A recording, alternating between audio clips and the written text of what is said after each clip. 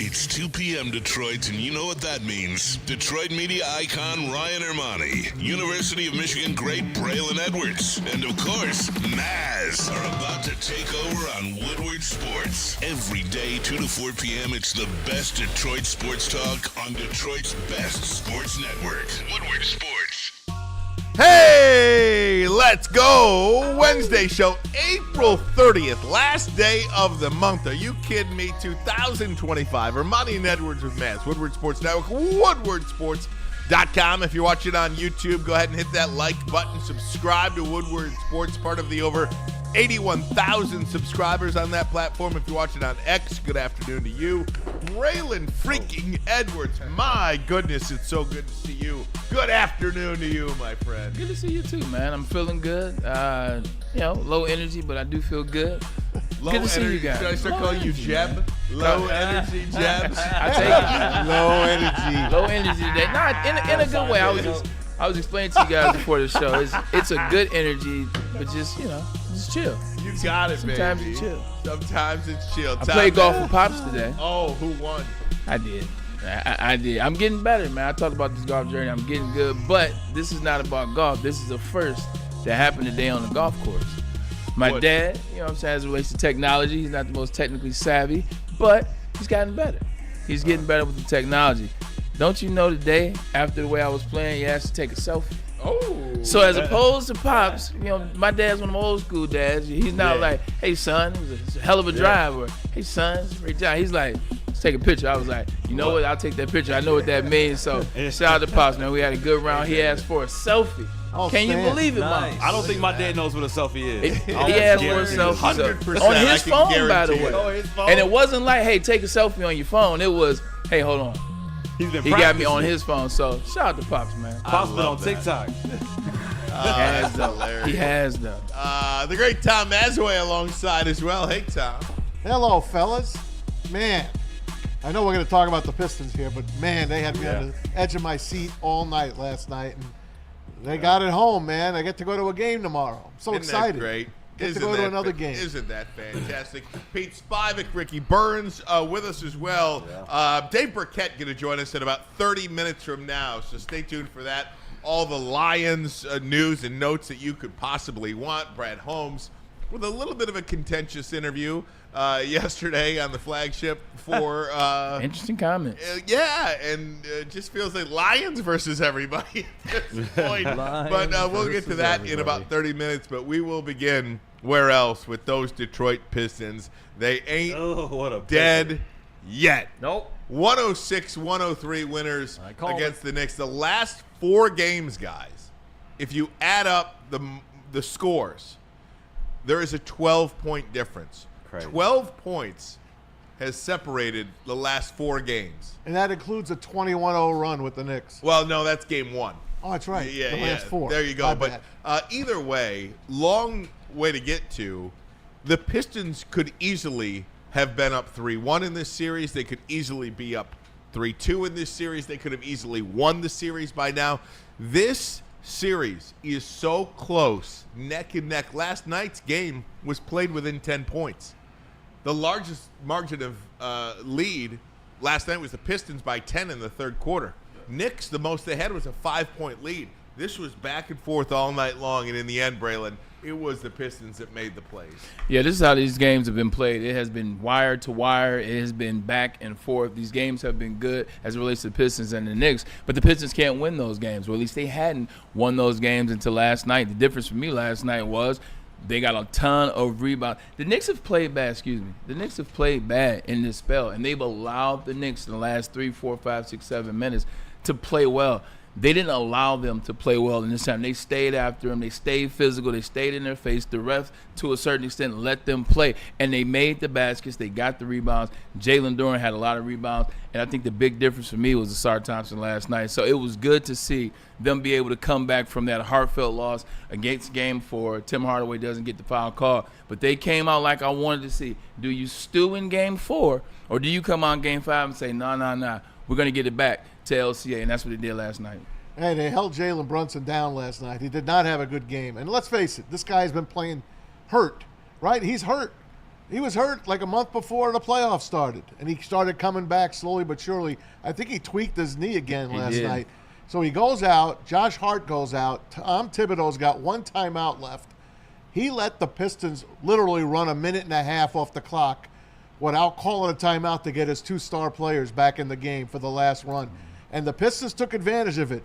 Brunson hit a 3 that he was double covered, triple covered at the gun. And who was the other guy that was killing us? Anunoby. No. OG. Ant? Oh. Cat? Mikal Bridges. Thank you. Mikal Bridges 3. Well, OG was all game, but then Mikal at the end, yeah. They hit those 2 threes to get it to 1 point, and then Cade had to hit 2 free throws to get it to 3. Back and forth, they foul each other, and the Pistons got away with the win, man. But Thibodeau, I think, lost that game for his team, or at least didn't give them the best chance to win. He's holding on to his last time out, and the guys can't get in the game. So I don't know what he was doing there. I kept saying thank you, leave them on the sideline. Thank you very much. But Asar Thompson was outstanding. Cade does as usual.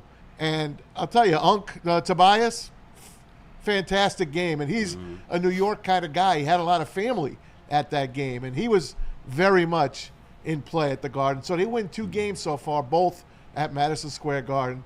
They have been a terrific road team all season long. And now they come home tomorrow. They've played 2 pretty darn good games.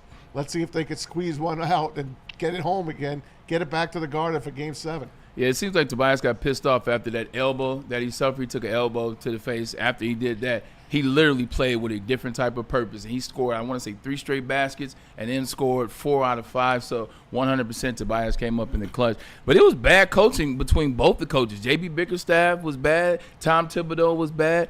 It was like they were outlasting one another. I didn't understand what happened with the minute, how they saved that timeout. Why don't you have your best player in the game? And actually the heart of the series so far, which is Josh Hart, for those guys, I didn't understand that. Yeah. But it excuse me, sorry, go ahead, Ryan. If you just look at the fight of this team, they were not going to lose that game. And I'll tell you one player that just kind of took over. And it's not like he had 40 or anything like that. But it was Cade Cunningham. When the game was on the line, when they needed to stop that run, the Pistons were up 10. It was a 9-0 run by New York. Who got the ball? It was Cade Cunningham. And he drove it. Yeah, He did. He went to the line. He got when the shots aren't falling.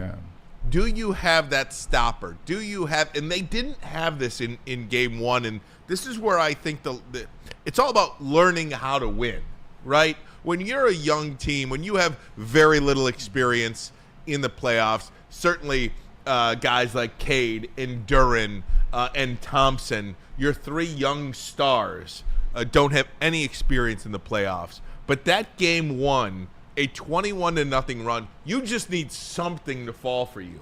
You need some turnover you can't turn the ball over. You need a bucket to go, or you need somebody to drive to the basket to get to the line and just put the brakes on that run. That's what Cade did last night. And I think stopping that run in that form was as important to that game last night as any moment that we saw. I don't know who was sitting in that chair when I said this. I say, I don't care about the first 41 minutes. Remember Tom Mazaway? When they lost game 1? I said, as a superstar player, Pete, you remember this, it's not about those first 41 minutes. It's not about how you're playing in the beginning. Kay was playing okay, not necessarily that great. But your star player came up when it mattered. In those moments, like you said, Ryan, he stopped those runs because you see it was going back and forth. They would miss a basket, the Knicks would miss a basket. But every time that the Knicks would miss that basket or the Knicks would turn it over, Kay would say, nah, F that. No more crazy shots. No, let me just get to the basket. If I get fouled, it'll be 3 the old-fashioned way. That's what he did. And the Knicks kept trying to pull threes, and the Pistons kept getting the rebounds. They kept kicking it to Kay. So it was good. I believe the physicality. Because the Pistons, the refs have let them play, right, Maz? Oh, yeah. They've let them get after The whole it. game, both teams. Looks like an old school series to a certain extent. Pistons have played this way all year. They're used to playing that way. Guess who's not? The Knicks haven't played like this all season, that physical style of band. You know what you do? You get tired. It sucks to play on both ends like that. The Knicks have not built up the tolerance to play physical defensively and then come back and play the style of basketball they do. Because on offense, they play fast. You notice them slowing down. That's because they're not used to this physicality. It gets tiring. I'm not quite sure the Knicks know what hit them. I'm not quite sure the Knicks know who they're dealing with. This feels like in Rocky 2, There we go. Tony going up to Apollo and saying, I see you beat that man like I'd never seen no man get beat before, and the man kept coming after you. We don't need that kind of guy in our lives. We don't need that kind of man in our lives. I feel like the Knicks feel like they gave the Pistons their best shot. And the Pistons, much like Rocky did in round 14 of Rocky 1, crawling to the top rope, turning around and saying, come on, come on. I feel like last night's game was that for the Pistons. It was like a Rocky movie where the Knicks thought they were going home to MSG, and you got Ben Stiller and Tim Chalamet. And you got all these stars in the house. Don't forget Spike Lee. Spike Lee, they thought that the Pistons were going to roll over and say, nice series, get pat on the head and say, good competition. Nope. That's not this group. That's not this group. And they said, come on, we want more. Last point about this, Braylon, before I send it back to you. Yeah. You mentioned a great point. They're banged up. Can you outlast them? Josh Hart is now banged up. Jalen Brunson is now banged up. Can you outlast them with your youth? I think that's an important point. I said this after Game 4 when they were down 3 games to 1. This series is deceiving. That is not a 3-1 series lead. I thought the Pistons could win the series at that point, and I think the Pistons can still win that series, obviously, after winning Game 5. Don't count these guys out. Don't count these guys out. Just to add to the point, and this is Maz. I'm giving Maz and Anson credit on this. Maz, how deep did you say the Pistons bench, the Pistons 10. squad? They're 10 deep. Meanwhile, Tibbs likes to play 6 deep, 7 deep.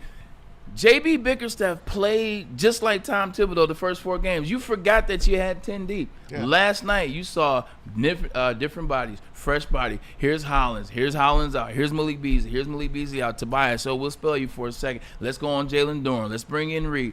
They used their whole bench, and they kept the bodies fresh. That's what the Philadelphia Eagles, I don't know how we got there. Their defensive line, they just run those fresh bodies at you and keep running bodies at you, and eventually say, all right, the offensive line wears out. That's what the Knicks are doing. Those Cameron Payne's not ready to play when you're throwing them in those moments. McBride wasn't ready for that, and your 2 stars are banged up. That falls on OG and Mikael Williams. The Knick fans were outside screaming, "We want Boston! We want Boston!" All right, they didn't get to finish the game, obviously. I just want to say this: I'm back and forth all night with our staff here. We have a text thread, and I keep telling them. They keep saying, "Oh, I can't wait for the Knicks to get swept by Boston," and I keep telling them they're not done. The Pistons are not done in this series, and you're looking at the Pistons wrong, guys. For people that don't believe in this team, I said it way back before the playoffs started that I believe they could win a series, maybe 2. Now, I know they have to get the winner of this gets Boston, the world champs. They go 12 deep. They're well coached. They've got superstars everywhere. We've got one superstar and a bunch of really good players, young, hungry players. But I have no doubt that this team can still play with any team in the East. Any team in the East, this team could go one-on-one. Would I rather have them play the Pacers? Yes. Would I rather have them play the Cavaliers? Yes. But I believe if they beat the Knicks, and they can, I believe they have a puncher's chance to keep going. And then you tell me this, if the Knicks do win this series, they have no chance to win. Yeah, they do. Yes, they do. If Mitchell Robinson? Not Mitchell. No, their star. Brunson. Jalen Brunson? If Brunson's okay, if he's 80% okay, and Cat is 80% okay, they could beat a lot of teams in the East. I'm not going to the West. I'm saying the East. The Knicks are a very good team, and they're playing a very good team. That's my only point. you look at the Pistons like they're peons. They're not peons. They're a real NBA basketball team. They are a real NBA basketball team. They are not peons. They are not. Hard stop right there. They are not peons. They are a real basketball team. But let's not let the excitement of Pistons basketball coming back to LCA, potentially winning Game 6, and now we think that they can beat the Celtics and the Pacers. Like, you have to look at the Knicks for what they are, a banged-up team that has gotten physically beat up by this Detroit Pistons team. But if you want to talk about Boston now, which we haven't even got by the Knicks, or talk about the Pacers, Malik Beasley can't play like he's played this series. Tim Hardaway can't go out there and just jack up 3 after 3 after 3 after 3 after 3 and figure it out. Ron Hollins, J.B. Bickerstaff, when you know, get him out of the game. You left him in the game a couple of times too long for stretches. Like, if you want to beat the Celtics, can't beat them with Tim Hardaway, Malik Beasley, and Ron Hollins playing like that. Now, you can beat these Knicks. Let's focus on the Knicks, not the Celtics or the Pacers. You know, I was gonna bring up to add to this point, guys. What we were talking about yesterday is what happened in the game. We called this, and I'm gonna tell you why. I'm gonna give myself a little bit of credit here and pat myself on the back on this one. And I am gonna do this because we had this great conversation. Both these teams, and I understand, Maz, what you're saying, that these both teams are talented. They are talented, but they're not playing, I think, personally, it doesn't look like to me they're playing their best basketball.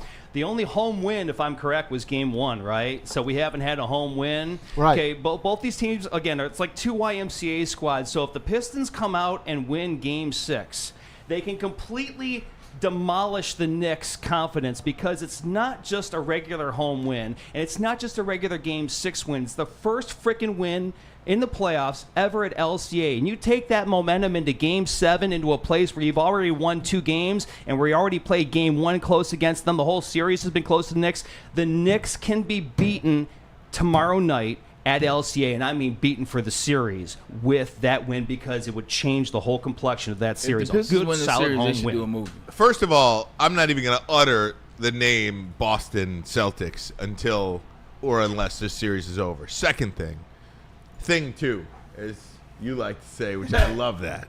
I love that. I would say It hits a little harder. Yeah, when it you say does. thing It does. two. I think it's great. I'm going to take it as my own. I Love give you Dr. credit. Seuss. But thing two, all the pressure is on the New York Knicks. Oh, yeah. The Pistons have no pressure. House money. They have, what if I told you the Pistons were going to lose this series in 6 games? How many people in Detroit would be like, hell yeah, I'll take that. You won a couple of games in round 1 after winning 14 games last year. Right. You beat the 3rd-seeded Knicks twice in this series, and you went out fighting in Game 6. Bravo, Detroit. That's what would happen. That's what will happen if they lose on Thursday night, unless they lose by 20, which we don't anticipate. Right. That's just not this series. Every single eyeball, every single talking point, every single talking head, pressure on the Knicks. The Pistons can just play free and easy. That's where guys like Tim Hardaway and Beasley have to just give me something. The way these guys are jacking up shots at us. Now, Beasley at the start of the game hit, I think, his first 2. That was huge. Yeah. To settle everybody down, made him feel good. Big shots. He got off to a good lead, got off to a good first quarter. Yeah. I thought that was huge. But I cannot believe how poorly these guys are missing wide open shots. Want to get to Freddie Felt here. Billy Joel is more relevant to MSG than the Knicks. Well, that's easy. Look at me. They won a championship when I was 11 years old. Yeah. I'm 63. Yes, Billy Joel is more relevant than the Knicks. They might be. But again, do you guys agree that all the pressure on the Knicks? Going into the series, what did I Yes. say? I said they were going to lose in 5. I agree. Like, I maintain firm on that. Obviously, I'm wrong, but yeah, I agree. And I'll do you one even better. The pressure was off the minute they won a game. Right. Like, they didn't have any pressure coming to it anyway. And you mean to tell me they responded to losing Game 1 in that fashion by winning Game 2? Like, they're good. The pressure's been off since Game 2 in my book, so they're playing with, as Tom Masaway likes to say, house money. Yes, sir. Jason Kenyon, $10. Please don't be like Stick and say we need a KD trader to OKC to give Cade help. he'd pull the same stunt he did to OKC that could win the championship. And No one said that. Yeah, nobody said that here. And again, I'm not done with this year. There's going to be plenty of time to talk about the Boston Celtics and the Knicks, or the Celtics and the Pistons, or what to do in the offseason, or what the Pistons need to compete for a championship. There will be shows in time to talk about that. That time is not now. This is the biggest game, the biggest sports game played in Little Caesars Arena in the 8-year history of Little Caesars Arena. 8 years it's been around? 8 years. In the 8-year history of Little Caesars Arena, there will be no sports game played that is bigger than this one on Thursday night. And I just think, you talk about juice, and I see the ratings for the NBA playoffs are up. I think the Pistons have a lot to do with that. I really do. Oh, yeah. And no, they're not a big market, but they are a big team. The Detroit Pistons and the style that they play, and I think the way they've played the Knicks, and mind you, I hated the non-call at the end of Game 4, but the way this series, the way this playoff has been officiated, I think has been pretty darn good. It's been equally as bad, let me say that. You are letting these guys play. It is getting chippy. We see it in Detroit and New York. You obviously saw it with the Pacers and the Milwaukee Bucks, and we could talk about that if you want. But I think these playoffs, especially the Eastern Conference, has been great. J.B. Bickerstaff last night, he talked mostly about Tobias Harris and the impact he had on this game. Here's JB. I mean, I've run out of adjectives about how I feel about Tobias, so I'll just repeat myself. You know what I mean? Like, he is our safety blanket. He's reliable. He's dependable.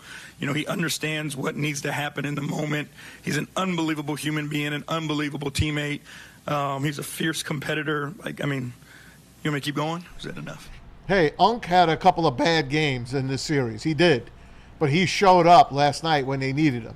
17 points last night. Jalen Duren is playing hard, playing with 5 fouls most of the time. But he got Cat in foul trouble. That's why you didn't see Cat a lot in the fourth quarter. He had 5 fouls on him. So that guy is an unbelievable shooter for a big man. I'll call him the best big man shooter I've seen in a long, long time. And I know there's a lot of guys out there. But it's when you watch a game and you don't take your eyes off of it for 5 straight games, you really concentrate on these guys. And I'll tell you this, Jalen Brunson is an absolute stud. He's playing hurt. He's a stud. And Cat is an amazing shooter. And he could drive I've never to the seen basket. anything like it, that guy. He's amazing. The way he doesn't even shoot it. He makes his own just shots. pushes it. Yeah, flat-footed from almost the logo. From the logo. Yeah, Can you explain it? He's 7'1". he's Or amazing. 7 foot. No, My goodness. You know what? He was lost in Minnesota. You're finally seeing him now on the national stage. Yeah, no, you is a Cat. You know, and we talked about it before this series. You said this is him wanting to prove himself. This was him. He got out of Minnesota last year. It's Anthony Edwards' team, although they wanted to stay, but he got out. He wanted to prove that he was that guy, and this was going to be a big series for him. This is going to be a big playoffs for him. And so far, he's played well. He hasn't cried. He's cried, but he's still played through the contact. He's played through the physicality. He's played well, but he's come up short in the last couple games. You know, last night it was for the Detroit Pistons, and I think that banging, whether it's Reed, whether it's Jalen Duren, I'll pause on that one. Whether it's Jalen Reed, whether it's Reed, they're putting Cat in situations where he's getting frustrated. And when you get frustrated and you get tired and you get fatigued and you already got nicks and bruises and backs, you remember who was it? It was Rasheed Wallace. Rasheed Wallace was talking to oh my God, was it Cliff Robinson? Oh, Uncle Cliffy. Cliff Robinson, rest in peace. He was telling Rasheed Wallace how to defend Shaq. He said, you can't defend Shaq like that. He said, you got to do little things, little tricks and trades to get through it. Because he had the ice pack on his back, ice pack on his knees, ice pack on his shoulder. Because Shaq is Shaq. Killed him. He's the diesel. That's what you're seeing from Jalen Duren. He's not Shaq, but the physicality is there. Cat's tired. Like, that stuff takes Duren's up. a baby yet. And which means he doesn't know how strong he really is and what the effect he's having on Cat in this game.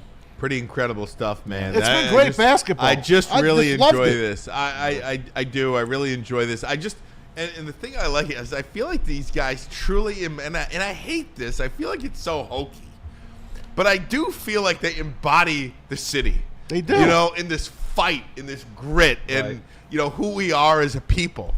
I usually think that stuff is kind of hokey. No, we get crapped on. Let's face it. I really do think this team reflects the name on the front of their jersey, Detroit. Right on. For all of those who were talking about Asar, because Asar's name came up before the series. A star, as Anson calls him. 100%. That's why I was going to give the credit. A lot of people, Asar can't shoot. He's not the guy. If you want to use trade bait, I think Asar is a trade bait, not Jaden Ivey. This is the conversations people have. Why is he even on the team to a certain extent? Him. And then they forgot about everything that he's gone through. The reason I bring that up is because now you see Game 4, excuse me, Game 5, when it's all on the line, all the marbles, that same young player that you said doesn't deserve to be on the team, that same young player that you said couldn't shoot. Last night he was 80% from the field goal. Last night he had 22 points.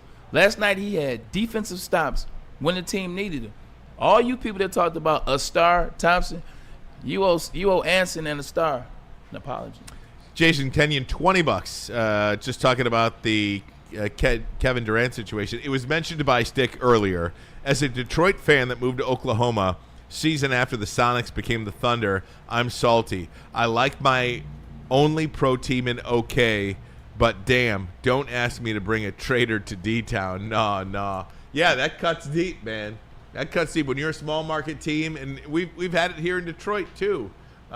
When you're a small market, I remember Sergei Fedorov when he wanted to go to L.A. to play for Anaheim because he was with Anna Kournikova. Yeah, that's you know what I mean? It cuts deep when you're star Women leaves. weaken legs. Yeah, Women weaken So, legs. either way, man, I'm so jacked for this team. I'm so jacked for tomorrow night. I was going to say, with the KD whole thing, it's not necessarily KD. So it's not KD. It's more the illusion. Like, that's what the Pistons are going to be after in this offseason. But like Ryan said, stay in the present. Hey, Pacers beat the Bucks last night. Who? Bucks gave up like a 7-point lead with 30 seconds to go.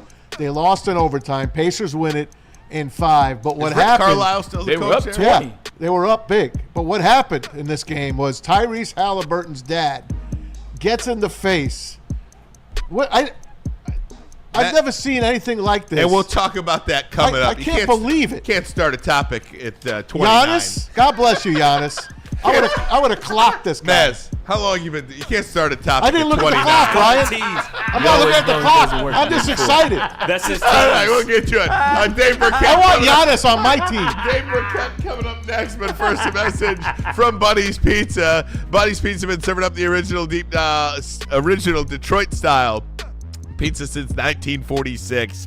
And fans 79 years later can visit where it all began on the corner of 6 Mile and Conant. Sign up for Buddy's Rewards, earn points on every purchase, and receive exclusive promotions. Download the Buddy's Pizza mobile app. Start earning today. Add some Detroit style to your next meal. Save 10% on your entire order using the promo code 10meal. That's the number 10, MEAL. Buddy'sPizza.com. Buddy'sPizza.com. Big injuries, big news. Twice a week, Dr. Jeff Pierce from Michigan Sports and Spine joins Woodward Sports Network for the Injury Insider Report. Big D Energy Tuesdays at noon, and Ermanni and Edwards with Maz Thursdays at 3:30. Get expert analysis and in-depth breakdowns on the latest sports injuries from the man trusted by top athletes in the community, like D-Mac. Whether it's the Lions, Pistons, Tigers, or Red Wings, Dr. Pierce talks us through it all. Don't miss the Injury Insider Report with Dr. Jeff Pierce, your go-to source for understanding the impact of injuries on the games and players we love. Only on Woodward Sports Network. Scan the QR code on the screen or go to MichiganSportsandSpine.com to see if Dr. Jeff Pierce can help you. Walk into any Lady Jane's Haircuts for Men today. Open 7 days a week. Sit back, relax, and enjoy precision haircut, scalp massage, hot leather neck shave, and hot towel treatment from one of our talented stylists. Step up your game this season and take advantage of our $20 haircut special. Scan the QR code and get your coupon today. Lady Jane's Haircuts for Men, the ultimate haircut experience. Open 7 days a week. Walk-ins always welcome. Lady Jane's Haircuts for Men. It's wicked awesome. A network for the city, by the city. Woodward Sports is Detroit Sports. How do people feel about getting a Planet Fitness membership for $15 a month? How do they like working out in a clean and spacious gym that's filled with equipment for every workout? And how about free fitness training in the judgment-free zone that leaves them feeling energized all day long? Join Planet Fitness today with the free PF app, online or in club, and start getting that big fitness energy for $15 a month. The most talked about Detroit media by other Detroit media, and we love it. It's the Woodward Sports Network. You know how some things are so good they should be world famous, but they're not? Our house-made vinaigrette is one of those things. And the antipasta salad, we drizzle it over. Same with our hand-battered chicken tenders. Original recipe soups and pasta sauces. It's almost as if our original, world-famous Detroit-style pizza is mocking them. And that's not very nice.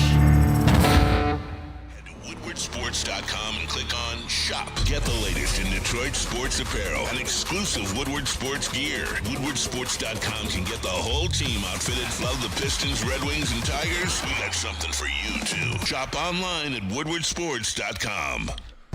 You know what it is. You know what time it is. It's time for you to get in shape at Planet Fitness specifically, because your fitness is essential. And that's what Planet Fitness believes in. They also believe in fitness that fits into your budget. They're not trying to hit you over the head, man. They got the nice price point for you. Over 50 metropolitan Detroit locations. It's the gym for you. It's clean, squeaky clean. There's trainers with every membership.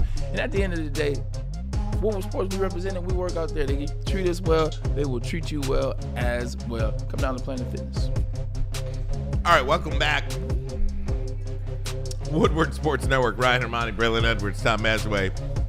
We got Spivak, we got Ricky Burns, Tom Mazaway. Yeah. Dave Birkett coming up here in just a couple free. of minutes. But as I was saying at 2:29 when Ryan scolded me, Giannis Antetokounmpo, one of the great players in the NBA, one of the great gentlemen in the NBA as well, was accosted by Tyrese Halliburton's father during the game and then after the game. And there was a little scuffle in the middle, and I don't have the sound, which is my bad. I should have had Giannis' sound. My bad. Pete, if you I'll could try dig to it up. find it for you, brother. Great. But anyway, when the hell do fans get a right to come on the court and get face-to-face with an NBA player or an NFL player or an MLB player? If that happened in baseball, they'd be tackled and dragged down to the jail in the stadium. If that happened in football, they would get crushed by somebody, by Big Dom, the Philadelphia security guy. How in basketball, and I saw when I was at Little Caesars for the past 2 games, they have about 25 security guards at every timeout come out. They're all in black. They come out. They're all over. They swarm, especially when the Pistons and Knicks were really scuffling. Remember, there was a couple of almost fights in this series. So how the hell does this Halliburton guy get to Giannis like he does? Braylon, you got anything for me? I mean, what can they do? They punished the Atlanta Falcons, and we'll get to this in a little bit, for the Shedeur Sanders bull. You got the sound? I have the sound, but it's a little bit lengthy. You guys tell me when We'll you tell want you when to cut it off. You Go got ahead. it. Here's Giannis after the game.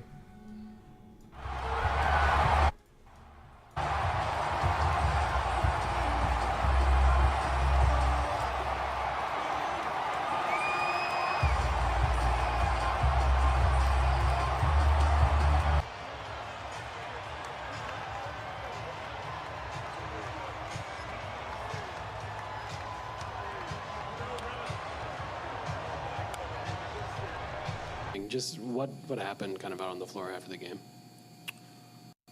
Nothing. And this is the last time I'm going to say. I won't talk a lot. We lost the game. It doesn't really matter. One thing I'll say is that I believe like being humble in victory. That's how I am. Now there can be a lot of people out there that are like, no, when you win the game, you got to talk shit, and you know it's a green light for you to be disrespectful towards somebody else. I disagree. I've won the championship. They haven't. Okay? And that doesn't even say anything. I'm not trying to minimize their effort. But I remember when I won, my mom, that she's never missed the games from February 11th or 13th when she came in Milwaukee against the Knicks. She never missed a game. When we won the championship, I remember my mom, she was scared to cross. She was like, am I allowed to come and hug my son? I see, except now my brother does media. For this year, he wants to come back and play. But like, except in that, you've never seen my family like see courtside. See, this is not something that we do. We don't. I try to keep my family away from the game. But losing the game, emotions run high. Having a fan, which at the moment I thought he was a fan, but then I realized it was Tyrese's son, which I love. Tyrese, I think he's a great competitor. He was his dad, sorry. Coming in the floor and showing me his son a towel with his face. This is what we do. This is what we effing do. This the F we do. This. I feel like that's very, very disrespectful. You know, my dad. If you guys go next and let him. There you go, man. That's wow. Like I said, this is a guy I want on my team. And I'm going to ask Bray in a minute how you get a guy like this here, because Milwaukee's talking to him. Let's face it, they won their championship. They're hurting right now. They're probably not going to be relevant again for a while. Pistons are on the way up. Bucks on the way down. I'd love to get this guy here in Detroit somehow. Bray, before you go, let me just read $20 super chat. Thanks so much, Jason. Current Pistons have the makings of an 04 Pistons team. Get some dogs and be the bad boys. The 08-09 OKC was in the makings of the 04 Pistons. Now with SGA, OKC is my computer is OKC is in the makings of the 04 Pistons. Cade meet OKC at the championship series. That would be interesting. But back to Giannis and Halliburton's dad, Bray. The reason how this happens in terms of with fans is like that. Those seats cost a lot. Let's get to beyond, even before you get to Halliburton's father or whoever's family. Those seats cost a lot. And what the NBA does, because they want that price point to be what it is for those courtside seats, those under the rim seats. They allow a certain level of. You can say a little bit. You can do a little bit. Hey, treat this row right. Hey, you want to make sure you take care of this row so they continue to spend that money. So the NBA always, they buy into the courtside seats. They buy into the atmosphere, and they try to let those fans do and have the type of time and fun they want. Now, as it relates to players' families, this is on Tyrese Halliburton. I mean, it's on the father in general, but if he's doing that, this ain't the first time. And this is the first time because it's not the first time that the Pacers have won. So it's on the father, but Tyrese, you gotta tell your pop, sit yourself down. And you got you hear me out. No, I'm with you. I'm agreeing with you. Oh, I'm sorry. Yeah, no. I'm absolutely agreeing with you. I thought you were done, so I was gonna say. I was just gonna say Tyrese has to highlight his pops because you can't, because he represents you. Any family member, it's the same thing with Patrick Mahomes and Jackson Mahomes. Yeah. Like even though Jackson Mahomes is out here being a recluse, even Mahomes pops, even though it's on him. He still represents you. These are conversations had. I remember being in the queue, which I forget what they call it now, Quicken Loans Arena in Cleveland. When I was playing for the Browns, we went to that game where it was San Antonio. It was a Christmas game. It was LeBron. And remember when LeBron yelled at his mom? Because his mom was on the court, and she was talking to the refs, and she was yelling at people. And LeBron said, sit your ass down. Excuse my French.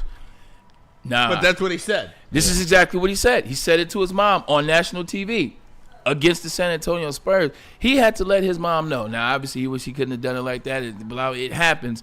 He had to let my mom know, you represent me. You sit yourself down. Your last name is James. You're my mom. You represent me. What are you doing? Just because I'm LeBron and I'm your son, this ain't accurate. I went to King. Right. This ain't King High School. I use aim for effect. You can't just jump on the court. Sit yourself down. Rules come with it. So this is on the players to make sure their parents, their family, their friends, make sure that they understand what comes with that. 2 points about it. Point one, you're spot on. Tyrese Halliburton absolutely has to have a stern talking to his dad, because I'll tell you this. Tyrese Halliburton's dad is probably living off of Tyrese Halliburton's junior salary. So the money is. I don't know about that, but it has nothing to do with the money side of it. It's more so Well, just. I think the money allows whoever has the most money. That's usually the decision maker. This is true, but that's my point about it. Even if Tyrese's dad had a job at GM, I'm just saying, like, you got to stay your butt off the court, and that's the conversation that he has to have. I totally agree. I totally agree with you on that. Yeah. But what I'm saying is, whoever has the most money in any relationship, that's the one who's making the rules. That's what I think. I could be wrong on that. I disagree. Okay, I disagree. Fair enough. Disagree with that. In this one, though, yeah. Here's what I'll say about this. Mr. Halliburton, you just took away a moment from your son. You stole one of the great moments in his life. You stole it. Yeah. Instead of everybody talking about how great Tyrese Halliburton was last night, playing winning basketball down the stretch, maybe the stat sheet didn't jump off the page at you, but it was Tyrese Halliburton playing winning basketball down the stretch that allowed his team, and he was the leader, to a 4-1 win over the Milwaukee Bucks. You stole that moment from your son. I think that is wrong, and I think that's when you have to take a look at you in the mirror and say, what am I doing here? And I do think the NBA should relegate him now to a suite. You have to take you cannot antagonize players. If this is any other fan, and I don't care who he is, if he's his dad of a player or not, if that's any other fan, you're kicked out of the building. Your tickets are revoked. That's what happens. But out of courtesy for your son, we will say no more floor seats. You're going in the booth. You're going in a suite. That's out of courtesy. What happened in Cleveland was. And what if it was LeVar Ball? What would we be saying about him? What happened in Cleveland is there were about 3-4 instances with Gloria James. And so after that final one against the Spurs, that was the crux. And after that, they did exactly that. They had her in the suite the rest of the time. Now, everything got good now and it's different. But they put her in the suite. To your point, my only question is, out of all people you could go up to on the court, why Giannis? Why Giannis? Right. Like, why is your father? That's the real question. Why is your pops walking up to Giannis with a towel? All these guys on this team, you walk up to the one that we know is the Greek Freak. That was personal. The one that was the only one playing in this series. That was personal because they got history. Yeah. And his history isn't with Halliburton. It's with the other dude on the team. I can't think of his name right now. Mathurin. What was his deal last night? They have beef. They've had beef for a year and a half now. And every time they play, there's that old school NBA. You put the head on the head, which is the dumbest thing ever. It means you don't want to fight. But I just don't understand why you go up to Giannis. Like, what was in his mind after a win? Let me go up to Giannis and say, nah. No doubt about it. So NBA playoffs continuing on. Guys, you got to talk to me here. Do we have Birkett or we don't have Birkett? Keep going. Talk to me. Okay. So we are going to talk to Dave Birkett in just a little bit. We're having it's on us, not on him. He's there. We just don't have. Nuggets have made a comeback. Jeez. Who did? The Nuggets. Well, that's a championship team, too. Yeah. That's an MVP of the league kind of guy. Somebody told me he was the best. I was told he was the best player in the league. And that's a team that also, you'll look at them and they fired their coach a week before the playoffs started, and it kind of feels like it's working out for them right now. This is true. They fired their coach, Mike Budenholzer. Excuse me, no, Malone. Yeah, Denver, by the way, won last night. Blew out the Clippers. They take a 3-2 series lead in that series out west. Yeah, with no Malone, Jokic has just been playing well. Yeah. He's been playing well. He hasn't gotten consistent help from Gordon. Hasn't gotten consistent help from Jamal Murray. Jamal Murray not looking like the one that won a championship or the infamous bubble Jamal Murray, as they call him. But last night he got some help. He got some help from Aaron Gordon. Aaron Gordon started off hot in that game. All you got to do is just give Jokic a little help. Just like we were talking about with Cade. Help Cade out. Jokic needs even less help. Yeah. And last night he got it. And the big series out west that everybody's keeping an eye on, obviously, the Los Angeles Lakers.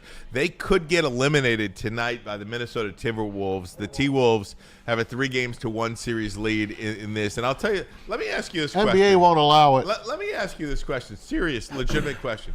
If Minnesota wins tonight or any other time during the series to eliminate the L.A. Lakers, does that soften the blow for Nico Hairston in Dallas about trading Luka? Not them losing, how they lose. Like, yes. To answer your question, I mean, yes. if you... He's still not defending.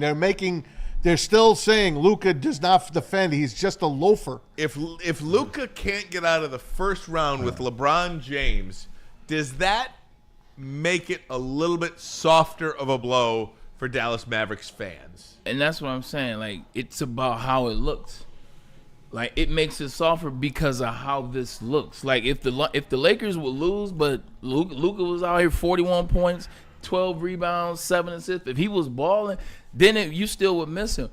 But if you're starting to watch, you don't trust Luka. You don't trust Luka in big moments. Yes, I know he got to the finals last year. Let's not forget about what Kyrie did. But what did he look like in those finals? Yes, he got to those Western Conference finals 3 years ago. Who helped get them there? The same dude that you're playing against in Detroit now, Jalen Brunson. In the big moments, Luka he doesn't look like the Luka you love in the regular season. He doesn't look like the guy that's Mr. Triple-Double or walking 50 if he needs to be. He doesn't look like that guy. Just look at the guy he's playing against, Anthony Edwards. Do you ever have a problem with Anthony Edwards on the basketball court? No. He's going to play on the defensive side. He's going to play on the offensive side. And in those moments, just like in this series, he's going to take that shot. He's going to get that rebound. He is punking LeBron right now. And don't care about it. He punked KD last year. I trust Anthony Edwards. I don't trust Luka. And well said. Just big picture wise for the league. Big picture wise for the league. Is it better to have Ant eliminate LeBron in this series, or is it just the name on the front, the Lakers, is the only thing that matters in the NBA? You want the Lakers, you want the Lakers, you want the Lakers. But as the NBA transitions to find the next American-born superstar, and yes, they are looking for an American-born superstar. Whatever you believe about that, Jokic or Luka or Giannis or... He's right here in Detroit, by the way. Okay, Cade, fine. Win a playoff series first, and then we can talk. But Jason Tatum does not feel like that guy. I think the NBA is desperate for Anthony Edwards to elevate his game and be that. This kid's personality is as good as it gets. This kid's competitive nature is as good as it gets. Why wouldn't you, if you're the league, want this kid to be on the game's biggest stage? I think the fans for LeBron are very few in this space. I think there's more fans of the league evolving. The league is always evolving. It had no problems with that. It seemed like this particular league is a little bit stagnant, trying to keep Curry around, keep LeBron James around, adding Luka Doncic to the Lakers so that LeBron had a chance to get to the Western Conference Finals. I think for this season, because we know the deal with Luka is really about next season. Next season is the season that the Lakers believe they were going to make it. That's why they nixed the Robinson deal from the Charlotte Hornets. Next season is the season from now. The fact that they made it and they get bounced back, and this is what the league needs. You remember how the starting five, the show on Netflix, Anthony was on there, LeBron was on there. Anthony's first segment was about LeBron James and just like removing the old guard, if you will. Killing the legends, if you will. Respect, but at the same time, I'm going to get mine. And now you have an opportunity for that to be true. 100%. OKC with Shai Gilgeous-Alexander, and then Minnesota, this is what the league needs. You need to see that they're playing too. They're guys, but they're not giving it to them. And they're not giving Minnesota anything. Minnesota's taking it. And not only that, Anthony Edwards is kind of like falling off, right? He's kind of fallen off. Now this series, he's put himself back on the map. Because he's in LeBron's face. He's pushing on him. He's doing everything he can to win this series for his team. And he's showing LeBron, I ain't scared of you. I know you're the guy. You call yourself the king. I know you're this, you're that. You got this record. But he don't care. He is pushing back. So he has put himself back in the talk to be the possible face of the NBA going forward. I got to read this one chat from Vincent Chambers. It says, Ryan trying to imply that dad was freeloading off son was hilarious. You're not that slick, Ryan. Well, I'm sorry, Vincent. Tyrese Halliburton Sr. is a basketball referee. Tyrese Halliburton makes $244 million. If Halliburton Jr. isn't taking care of Halliburton Sr., well, then shame on him. So I don't think you're buying courtside seats, seasoned courtside seats on a basketball referee's salary. So, yeah, whoever's got the money has got the power. Tony Montana taught you that in 1983. Something like that. Whoever's got the money, you got the power. But that's the thing. Then you get the women. Then you get the women. But that's the thing. If Halliburton the senior, so Tyrese Halliburton's father had respect and he had any type of common sense, then it wouldn't be about who has the money and the power. It would be about your father having sense. Because Stan Edwards, I had more money than him when I was in the league. My dad wouldn't have ran on the court, and it wouldn't have been on me to make him at that way, if you feel me. So yeah, but that's a different dynamic, though, too, because Stan has respect. But what Stan I'm saying played, is too. just because you have the money, it's not you have the power. I didn't have the power over my dad because I had more money. Oh, yeah. I see what you're saying. And I didn't need to have that in that situation. I see what you're saying. Yeah. I see what you're saying on that. Hey, But we got Dave on the phone whenever you want to go to him. Senior, sit your ass down. All things are not created equal. You know? All right, let's go to the phone lines, and we're just going to blow through this break, okay? Sounds Pete, good, dude. Blow through the top of the hour here. Dave hung in there with us for I'm about telling you, 25 God, minutes. he's the GOAT. That's our guy. Dave Birkett. And for my money, he's the greatest beat reporter in any sport that we have in this city. Dave Birkett of the Free Press. Lions beat reporter, author as well. Dave, first off, thanks so much for fighting through those technical problems with us. Buy a book, too, while you're at it. I have neither power nor money. Otherwise, I'd either have a better phone or the power to be on video with you. Right. Buy one of Dave's books, Detroit Lions, an illustrated timeline as well, anywhere books are sold. Dave, first off, haven't talked to you since the draft was over. Your big picture take, the Lions got better, it looks like. What was your major takeaway from the draft? Yeah, I think it was a maintaining draft, if that makes sense. You know, it's a really good team in the NFL right now, and everything they did just sort of maintains their spot. You know, they probably didn't draft any stars, but I like Tyleik Williams. You know, he'll play a big role for them this year, whatever capacity that is.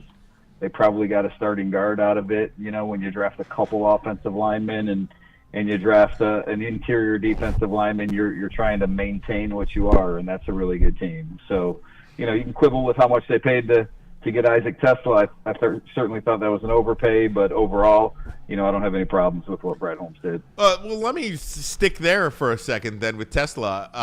I believe I heard, and correct me if I'm wrong, that Brad Holmes had him as his favorite receiver in the draft. Is that true?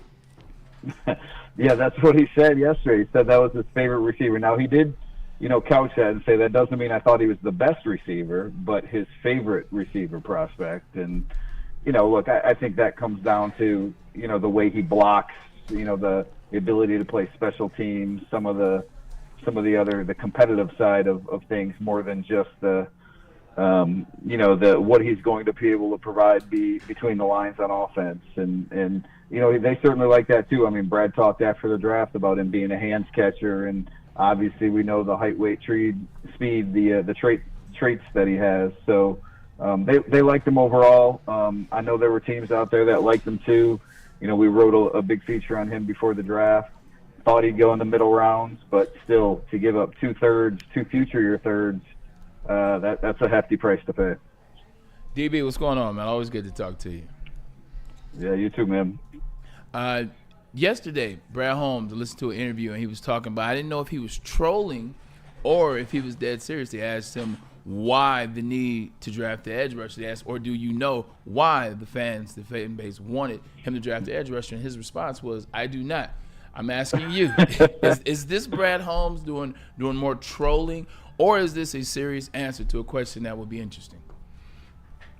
No, look, I like Brad a lot. We've obviously had some back and forths, and, this is a guy that, said I wanted him to draft a quarterback over Penei Sewell, so he certainly remembers some of these things, even though that was not true. I never said that, not at 7 especially. But look, he's, Brad, I think Brad understands, it's just he gets sick of the badgering and he wants, he does a really good job with drafting talent, identifying the right players for this team to draft, and giving the coaching staff players that can be developed. And I think he just he wants everybody to trust and say, hey, this is the way I see it. But my counter to that would be like, we're not inside the room. We don't get the full explanation of, hey, this is the faith that we have in Josh Pascal or Marcus Davenport, or why we're doing this, or why we don't like this defensive end. And so there's a lot that we don't know. And as he said after the draft, he said, you guys are asking all these questions because Aiden got hurt last year. I said, no, it's because we think that's like the thinnest position on your roster right now. It's a really good roster, but there's some questions about who plays opposite Aiden. So maybe there's a little disconnect because, everything that maybe you see on the internet isn't necessarily what the beat writers that talk to him every day present to him. But I think he understands, but he maybe disagrees with the stance that the Lions still need some edge rush help. And Dave, I completely understand. Here's where I was, and I listened to the interview yesterday on the Lions flagship station, and this is a couple of times now, and for lack of a better word, it feels like Brad Holmes is getting a little snarky, and like which is fine. He has every right to do so. Don't make any mistake about that. But I guess I'm just surprised because he's a guy that I think gets it. He totally understands everything that's going on. He's really damn good at his job. But to come out before the draft and say, just wait for the movie to be over, or treat it like a book club and wait for the book to be over. We don't have the benefit of you don't have the benefit of writing one column per month or us doing one show per month. Well, in my case, sometimes I take a lot of time off, but you don't have that benefit. And I just feel like for a guy that really understands what the deal is, it's beneath him. I feel like. What say you? Well, yeah, I don't mind the back and forth. I mean, again, I like Brad. I think I think obviously, like you said, he's done a really, really good job. I mean, he's the 2-time, executive of the year by the Pro Football Writers. So clearly everyone on this side of the business has respect for the job that he's doing.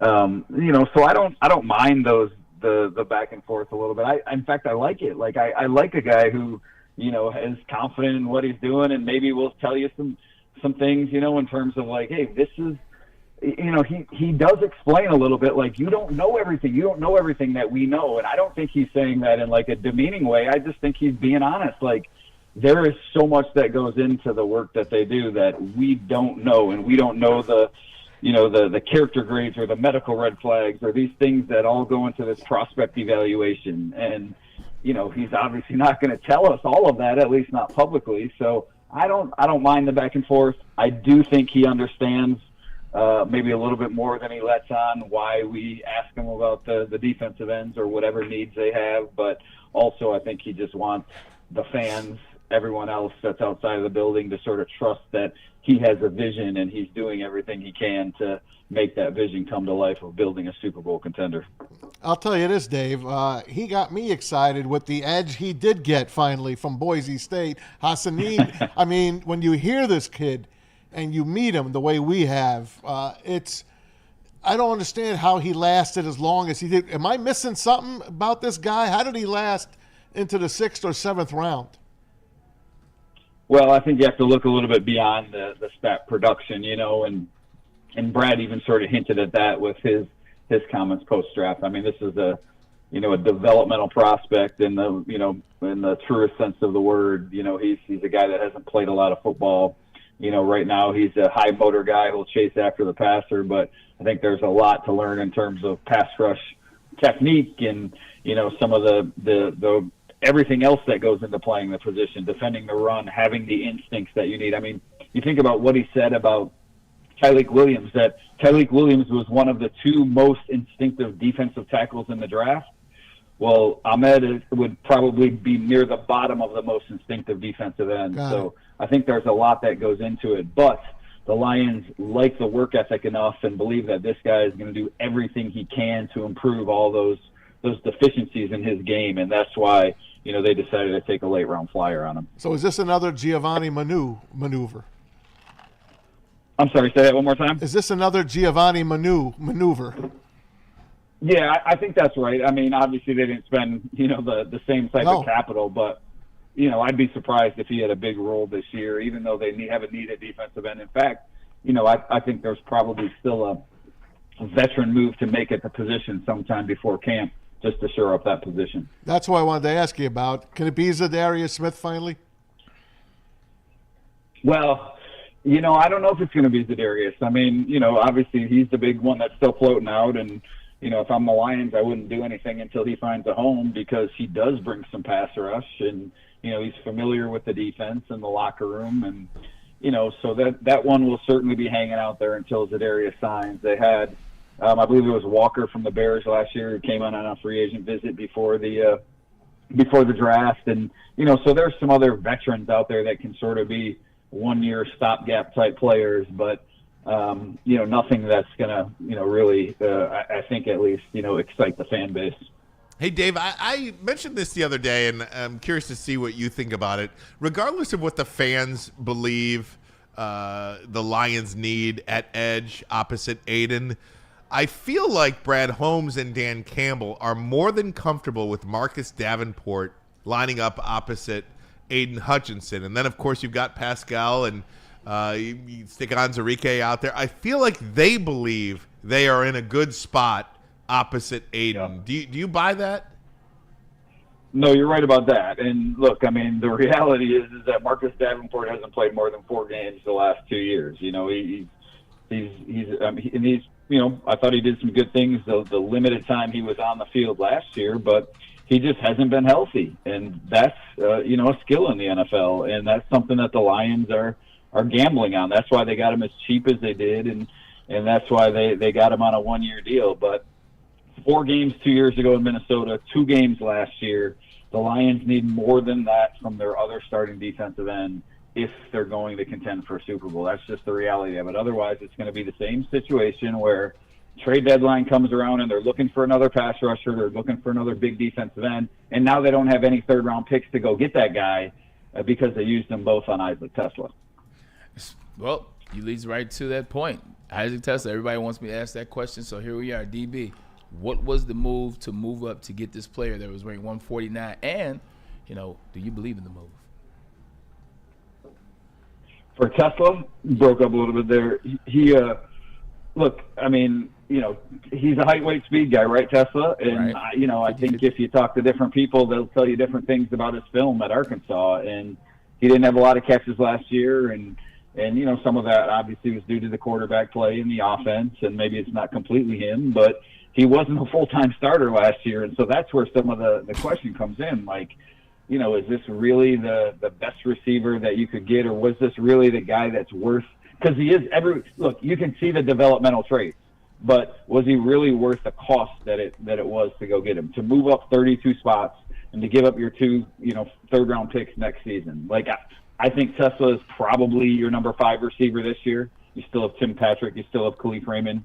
The base case, as they'd say, like in financial talk, right, is that he's your number 3 receiver 2 years from now. There's probably some upside there. Like maybe he can be a number 2. But, is that really worth the cost of 2 third-round picks? Was this their Puka Nacua? Is everyone looking for a Puka Nacua type player?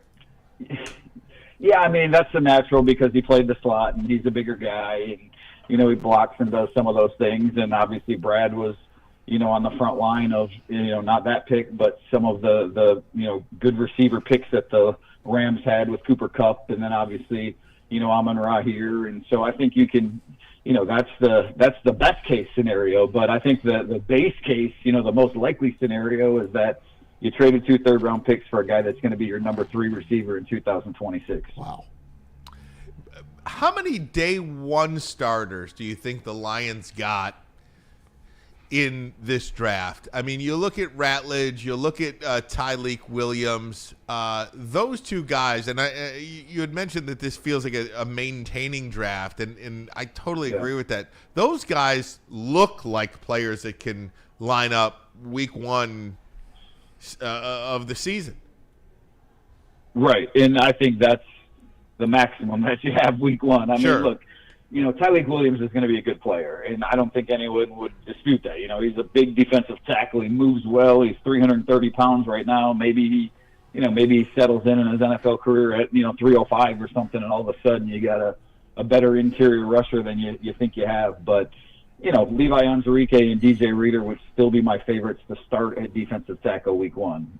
Maybe it's a case where Tyleik is your number 3 right off the bat, and once Ali McNeil comes back, he's sort of kind of a part-time starter in there. But I think they do have a starting guard probably in Tate Ratledge, and they needed that spot, and maybe it ultimately could be Tate Ratledge and Christian Mahogany as your 2 starting guards next year. I think that's something that the Lions will sort out in training camp, what role Graham Glasgow has, what role these young guards have, but at least they have some use on that offensive line that they wanted to get. So it was announced that they're going to play in the Hall of Fame game, and they will have an elongated training camp and not do a mandatory mini camp. How do you think that will affect, the younger players specifically in just, I don't know if it's getting that kind of work in, and then you can take a couple of weeks and let it set in. You know what I'm trying to say here? You get that. It's almost like you're studying for a test that's happening in a couple of weeks, but you got that book on a Monday, and you don't have to take that test for a little while, but you think about it constantly. How much of an imbalance or benefit or not will it be to kind of not do that mandatory mini camp and just have a long camp? Yeah, I think my initial reaction was, why? Like that's time that you have to, to get better and that you can be here. But then the more I thought about it, it was like, no, that's probably the right move. Like, Braylon can attest to this. Like, that rest is valuable before a season, like, and not just for players, for coaches. I mean, those guys, they've been burning the hours, even though we haven't seen it. They're still in there every day, busting their butts, trying to put this playbook together, get used to each other, do everything that comes on the coaching side of things. So they're coming back a week early for training camp. They're basically cutting, the last week of the offseason program off, so everybody still gets their 5 or 6 weeks of rest before the season begins. And, Ryan, to use your analogy, right, that test was going to come the same day no matter whether they took that extra week of practice in the spring or not. Now they're getting a few extra days of padded work, and that it's still the same amount of time. So anyone who's serious about their craft, and I think most of these players are, they know what they have to do this offseason in terms of workouts with teammates or in the weight room or getting in the playbook. And you're right, maybe for a rookie or two, there's a little extra hump in that, that they have to get over, but the Lions aren't going to be counting on too many of those rookies early in the season. So I like the move by Dan Campbell. I think it's probably the right thing to do to take care of his players now to make sure that try to get some payoff at least in the fall. Hey, Dave, did you I know you probably kept an eye on the Bears, Colston Loveland, and I heard Ian Rappaport say a lot of teams wanted to move up until Loveland went off the board. Was he like the secret guy that was what everyone was waiting to sign? I mean, Tyler Warren was the favorite to be drafted first, but they go and get Loveland, and then they get that wide receiver that they like. What'd you think of what the Bears did? Yeah, no, I was a little surprised just because, not just like mock draft nicks, but at least a couple of scouts that I had talked to about the tight end group, and didn't do a ton of work on it because especially at the top, the Lions have their guy. I thought Tyler Warren was the guy, but, those are two different tight ends in some ways. And so I think, for what Ben wants to do, he really valued the versatility that Colston Loveland has, the inline blocking ability, the willingness to do some of that stuff, the athleticism that he has, and some of the things that maybe he can line him up in different spots as a receiver. And so, yeah, I think Though I was a little surprised that they took him with Tyler Warren on the board. I guess I understand what they were trying to do, and Ian's right that there were two, at least in my eyes, there were two pretty elite tight ends in this draft, and so it doesn't surprise me to hear that teams wanted to move up and get one in a draft that didn't have a ton of true first-round talents. Yeah. It didn't surprise me that teams would want to go up and get one of those offensive playmakers. Subscribe to the Free Press. He is the Lions beat reporter for the Detroit Free Press, Freep.com, author of Detroit Lions, an illustrated timeline. Get the book anywhere books are sold. The great Dave Birkett. Thank you so much, bud. Appreciate it. Thanks, Dave. Thanks, Dave. No problem, guys. Talk to you buddy. again. Enjoy the you day. got it. Great stuff. And again, I find him to be the most complete beat reporter in any sport here that we have in the city of Detroit. So to be able to get him on with us, I just find fantastic, and we can't thank him for his time enough. Yeah, he is absolutely. So, guys, I'm a little bit over for a break. It was a little bit wonky because of the technical difficulties we were having. So let's take a break. We'll come back. We can get into the Kirby Joseph stuff. We can react a little bit to anything he says. I do want to touch on the Steve Yzerman press conference from yesterday as well. We'll go around the NFL. Tigers in action. Lots to get to. We are jam-packed on a Wednesday, last day of the month here, and you know what that means. Good time to buy a car. Head on over to the best time. The best day to buy a car is the last day of the month. Get to Les Stanford today or give them a call. Hit that QR code, press and hold. It'll take you right there. Les Stanford Buick GMC. Great offers for everyone. Get a 2025 Envision Preferred AWD, only $259 per month. What about the 2025 Sierra Double Cab Elevation, $169 per month. How about the 2025 Hummer EV SUV, only $699 per month? Get to Les Stanford today. Best deals happen right now. Check out their massive inventory. Les Stanford Buick GMC. LesStanford.com. LesStanford.com.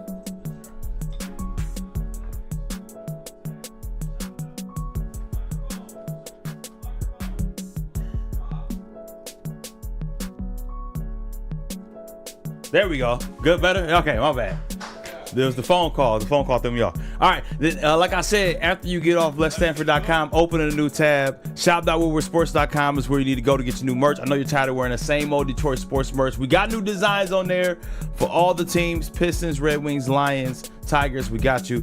Hoodies, tees, hats, all guaranteed to turn heads, man. Shop.woodwardsports.com. Shop.woodwardsports.com for all your Detroit sports merch. Go now. Big injuries, big news. Twice a week, Dr. Jeff Pierce from Michigan Sports and Spine joins Woodward Sports Network for the Injury Insider Report. Big D Energy Tuesdays at noon, and Ermanni and Edwards with Maz Thursdays at 3:30. Get expert analysis and in-depth breakdowns on the latest sports injuries from the man trusted by top athletes in the community, like D-Mac. Whether it's the Lions, Pistons, Tigers, or Red Wings, Dr. Pierce talks us through it all. Don't miss the Injury Insider Report with Dr. Jeff Pierce, your go-to source for understanding the impact of injuries on the games and players we love. Only on Woodward Sports Network. Scan the QR code on the screen or go to MichiganSportsandSpine.com to see if Dr. Jeff Pierce can help you.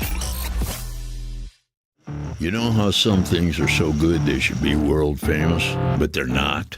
Our house-made vinaigrette is one of those things. And the antipasta salad, we drizzle it over. Same with our hand-battered chicken tenders.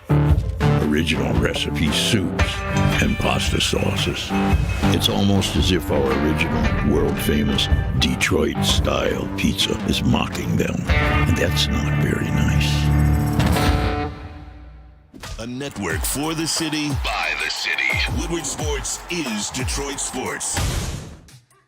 How do people feel about getting a Planet Fitness membership for $15 a month? How do they like working out in a clean and spacious gym that's filled with equipment for every workout? And how about free fitness training in the judgment-free zone that leaves them feeling energized all day long? Join Planet Fitness today with the free PF app, online or in club, and start getting that big fitness energy for $15 a month. The most talked about Detroit media by other Detroit media. And we love it. It's the Woodward Sports Network. Walk into any Lady Jane's Haircuts for Men today. Open 7 days a week. Sit back, relax, and enjoy precision haircut, scalp massage, hot leather neck shave, and hot towel treatment. from one of our talented stylists. Step up your game this season and take advantage of our $20 haircut special. Scan the QR code and get your coupon today.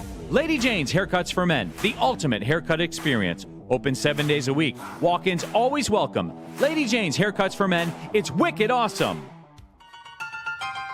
The boys of summer are ready to get back to the playoffs, and there's no better place to get your Tigers coverage than Woodward Sports. Join us all season long as we follow as our hometown Tigers claw and fight. This one is gone. Boys are back in town. Feel the roar with Woodward Sports. Hey guys, dreaming of a new home but feeling the financial pinch? Well, Mark White & Associates, your trusted real estate experts, are here to help. Mark White and his team will pay up to $5,000 of your closing costs. That's $5,000 that you get to keep in your pocket. How about it? Give them a call today, 248-290-8242. Visit them online as well, markwhitesells.com. Again, that number, 248-290-8242 to make your dreams come true. And we are the numero uno sports digital media platform on the entire globe. 6 ways for you guys to check out our content 7 days a week here on YouTube, Instagram, X, Facebook, TikTok, and Twitch. Come like, share, join, subscribe. We have tons of great content for you. Again, 7 days a week. Come be a part of our family. We love you guys. Woodward Sports is always here for you. Back to you, boys. Got some guys in the chat telling us Braylon knows more about baseball than all of us, because he said El Mago would hit 300 this year, and El Mago is doing it all this year. He's playing every position, hit a grand slam today. Tigers are trying to snap a 2-game losing streak. They're beating the Astros right now in the 4th. Every once in a while you get lucky, but, those are our over-the-top predictions, but it doesn't seem to be that way so far. It's holding firm. Can we just say you injected life into him? Can we just say, yeah, right. Listen, I don't know about that. I'm the first guy to do it when I'm wrong. Malik Willis or any of those other ones. Malik Willis is still playing. Well, exactly. But whatever I'm wrong about, I'll tell you. Boy, did I get Javier Baez wrong. We all did. Yeah. I mean, especially Neil. We killed Uncle Neil's Scott Harris, and more importantly, we killed. I'll speak for myself, Chris Ilitch, for not just writing him a check to go away. When Gores paid, what's the coach? Monty Williams. Monty Williams. When Gores paid Monty Williams $80 million to walk away, what's the first thing we said? Good. Boy, that cheapskate Chris Ilitch would never do that to Javier Baez. And let me tell you, we were all wrong, because this is the best team in the American League, and a major reason why, and I don't use that word loosely, a major reason why is because of how good Javier Baez has been this season. Not only good on the field, really good on the field, but a great teammate. Javier Baez is playing center field. He's terrific. He's playing third base. Terrific. Wherever you want him to play, he plays. Wherever you want him to hit in the lineup, he's going to hit. That says a lot about who Javier Baez is, and I think collectively we all owe him an apology, and Chris Ilitch, and Scott Harris. I'm getting a Baez jersey. I'm sorry, Javier. Yeah, but here's a question: do we owe him an apology? Yes. Going into this season. Well, he owed us one first. But that's what I'm saying though. Like, do you owe him an apology, or is it based off what we had seen so far in Javi Baez, his play on the field, when he was sucking the life out of the locker room or the dugout? Excuse me. That's what it seemed like. It seemed like he was part of the losing Tigers. It seemed like he was part of. This is no longer the Javier Baez from Chicago. Why are they paying this money? They're keeping him on the roster. And last year, he had the worst percentage in MLB history. He did. With 20 games left in the season. So I don't think it was we owe him an apology. I think it was he saw what he saw only, and now we're seeing it too. It's awesome, man. He likes playing for a winner, right? Everyone loves playing for a winner.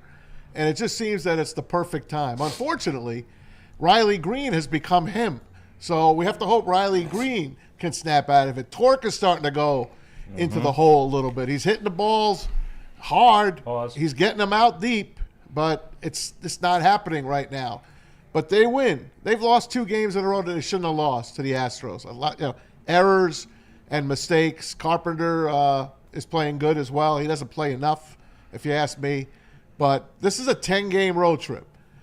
Today's game would be a nice step if they could win this one. It's going to be their first series loss in a long time. They lost the first 2, but 10 games, man, on the road. If they can come home 5-5, I'd be happy. 6-4, I'd be ecstatic. Outside of the Dodgers losing 3 straight to start the season, this team cuts off losing streaks at 2. Yeah. Now, the game is currently, if you're not watching this live, the game is a 7-1 game. Still early. Still early. It's 7-1 in the 4th Tigers.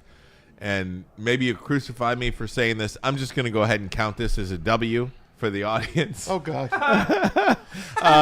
But this team, because of their staff, because of how good this pitching staff is, they ain't going to lose 3 games in a row. Right. They ain't going to lose 4 or 5 games in a row. So right now they've lost 2 games in a row.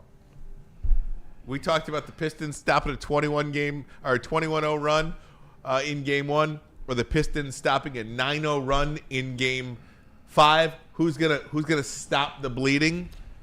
This pitching staff will make a tourniquet to a losing streak, unlike anything else we've ever seen. Job is on the hill today. Exactly. He's eventually supposed to be your ace.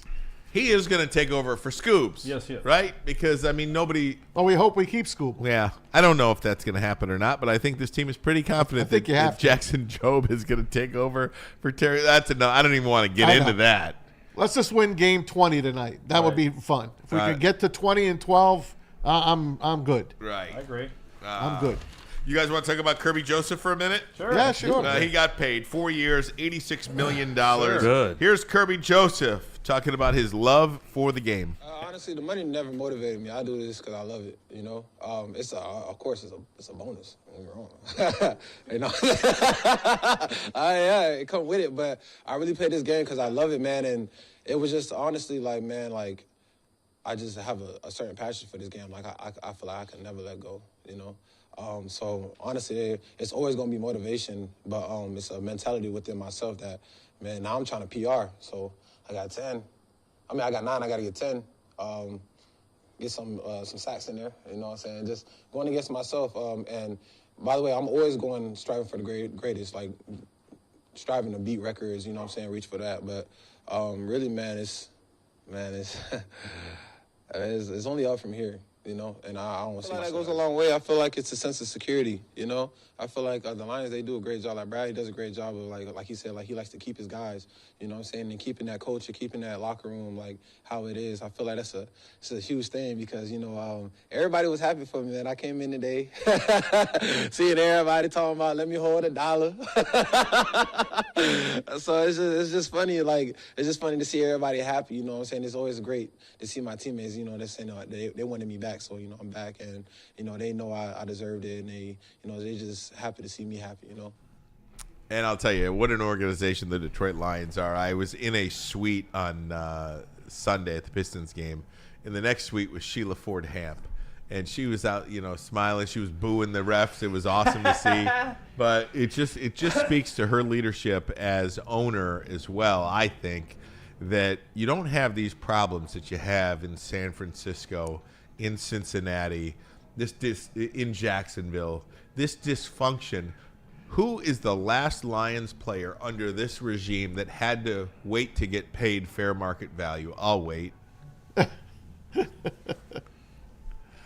These guys, if they perform, if they put in the work, they get rewarded, and they don't have to wait. Yep. And I think that says a ton about an organization. I'm sorry. Say it again. My apologies.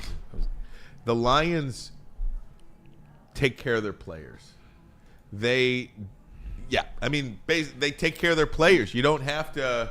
No, it's not a wide receiver in Cincinnati. It's not the quarterback in San Francisco. It's not the defensive tackle in Cincinnati. Guys don't have to go to the media to get paid. The Lions will take care of you. You put in the work.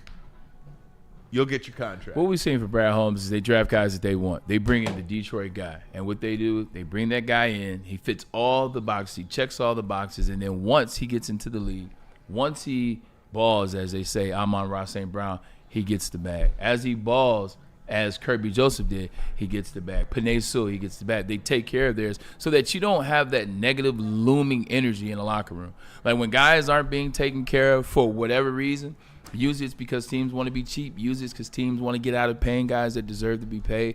You start to get this feeling. Guys start to get frustrated.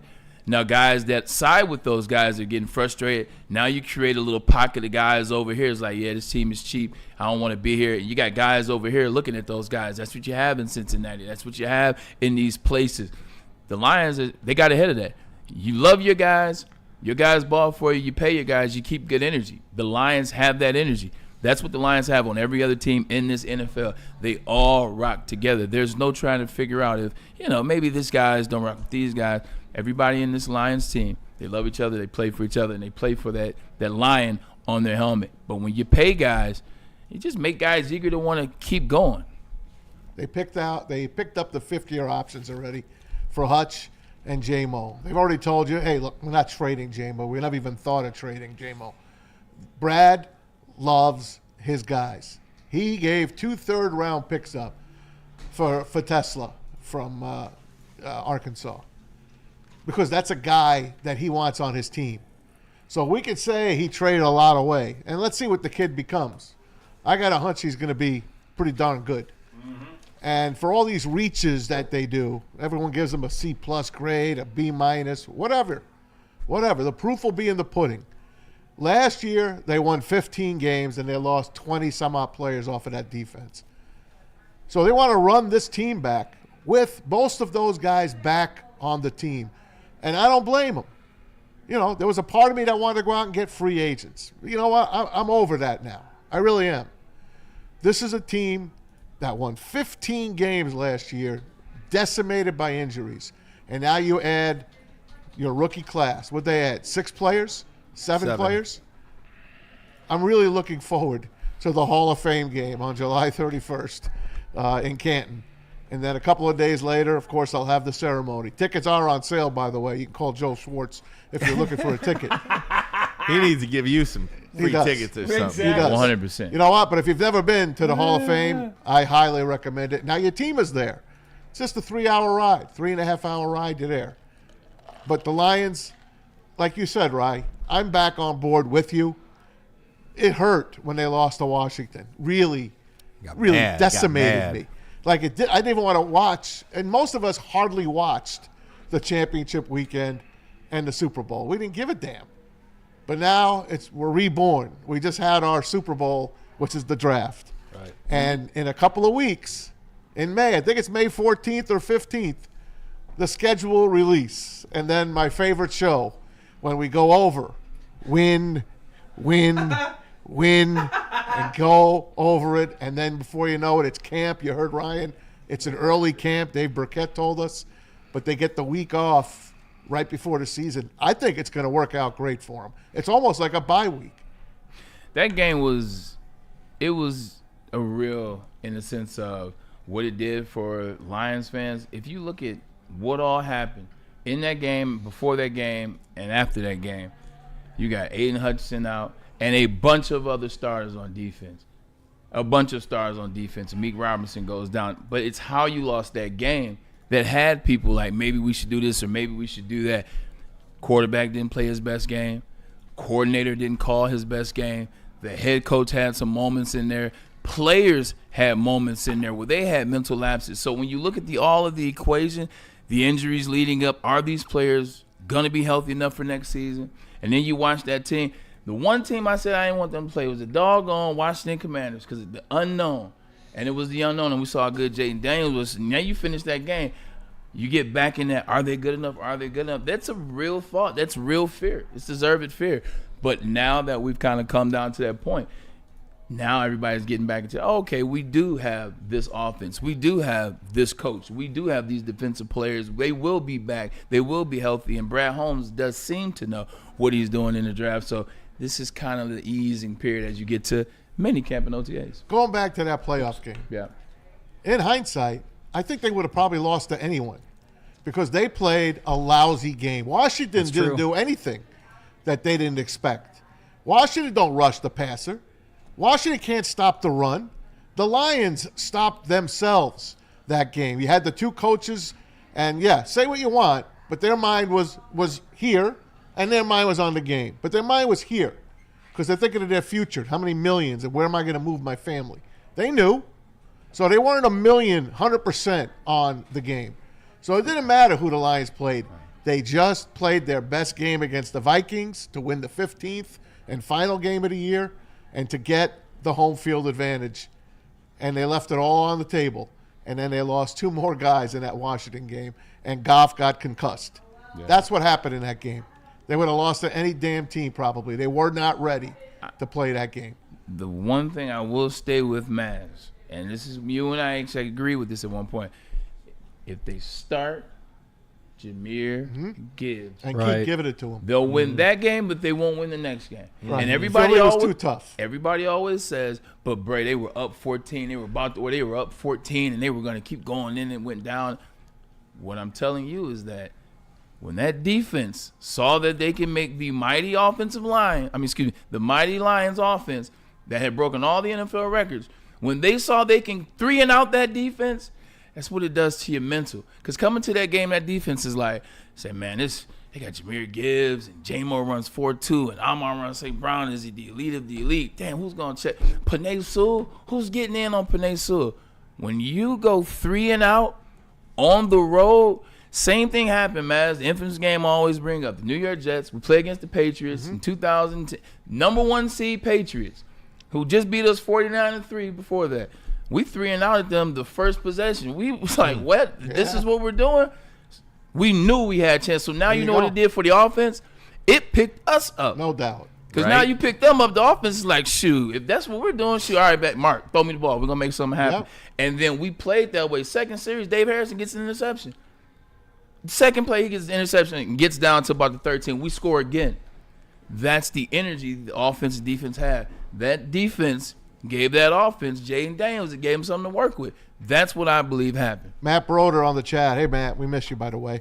He says also DJ Reader played like Broderick Martin against Washington. Fair enough. Praise the Lord that they drafted Tyleek, he says. So, yeah, What's I'm up, with bro? you. Miss you, man. It's baseball season. I might see you come back to park, man. All right, gang. Hey, we're going to take a break. When we come back, Jeff Albrecht, the defensive coordinator for the Atlanta Falcons, made a statement today and got a fine today. Ooh. You'll hear what that is coming up next. But first, a message from Lady Jane's Haircuts for Men. Guys, let's be honest. We like simple stuff like gimmies on the golf course. We like uncomplicated like Lady Jane's Haircuts for Men. Walk in, sign in, and before you know it, you are handsome and clean. Lady Jane's open 7 days a week, 10 a.m. to 8 p.m. Walk in anytime. It's wicked awesome. Big injuries, big news. Twice a week, Dr. Jeff Pierce from Michigan Sports and Spine joins Woodward Sports Network for the Injury Insider Report. Big D Energy Tuesdays at noon, and Ermanni and Edwards with Maz Thursdays at 3:30. Get expert analysis and in-depth breakdowns on the latest sports injuries from the man trusted by top athletes in the community, like D-Mac. Whether it's the Lions, Pistons, Tigers, or Red Wings, Dr. Pierce talks us through it all. Don't miss the Injury Insider Report with Dr. Jeff Pierce, your go-to source for understanding the impact of injuries on the games and players we love. Only on Woodward Sports Network. Scan the QR code on the screen or go to MichiganSportsandSpine.com to see if Dr. Jeff Pierce can help you.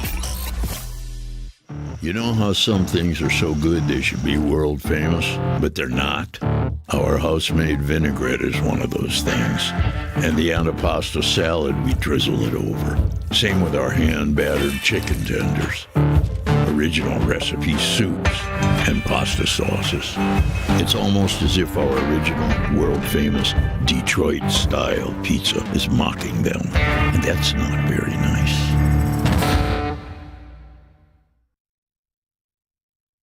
A network for the city, by the city. Woodward Sports is Detroit Sports. How do people feel about getting a Planet Fitness membership for $15 a month? How do they like working out in a clean and spacious gym that's filled with equipment for every workout? And how about free fitness training in the judgment-free zone that leaves them feeling energized all day long? Join Planet Fitness today with the free PF app online or in club and start getting that big fitness energy for $15 a month. The most talked about Detroit media by other Detroit media, and we love it. It's the Woodward Sports Network. Walk into any Lady Jane's Haircuts for Men today. Open 7 days a week. Sit back, relax, and enjoy precision haircut, scalp massage, hot leather neck shave, and hot towel treatment from one of our talented stylists. Step up your game this season and take advantage of our $20 haircut special. Scan the QR code and get your coupon today.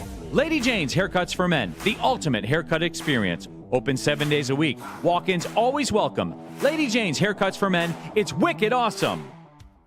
Head to WoodwardSports.com and click on Shop. Get the latest in Detroit sports apparel and exclusive Woodward Sports gear. WoodwardSports.com can get the whole team outfitted. Love the Pistons, Red Wings, and Tigers? We got something for you, too. Shop online at WoodwardSports.com. Attention sports fans, do not miss out our expert sports injury insights with Dr. Jeff Pierce of Michigan Sports and Spine. He took care of my elbow the other day. I was there. I go back tomorrow for therapy. Trust me, it's worth your time. Give him a try today. MichiganSportsandSpine.com or call him at 248-426-9944. Dr. Jeff Pierce, tell him the guys from Woodward sent you. It's time to scan that QR code above my head and use that code word over there to my right, to your left, Woodward 1000, to open up your brand new Caesars Sportsbook account. When you do this, make your first deposit and your first bet. If your first bet happens to lose, you will get your first bet back as a bonus bet up to $1,000, but only if you scan that QR code above my head. Use that code word over there, Woodward 1000, to open up your brand new Caesars Sportsbook account. Gentlemen. All right, here we go.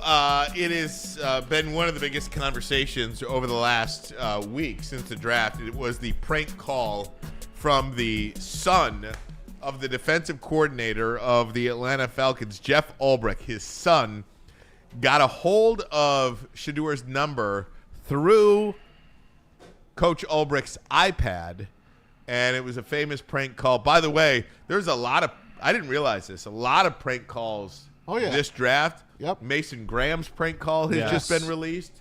Guy called him, was swearing up and down at him. It was terrible.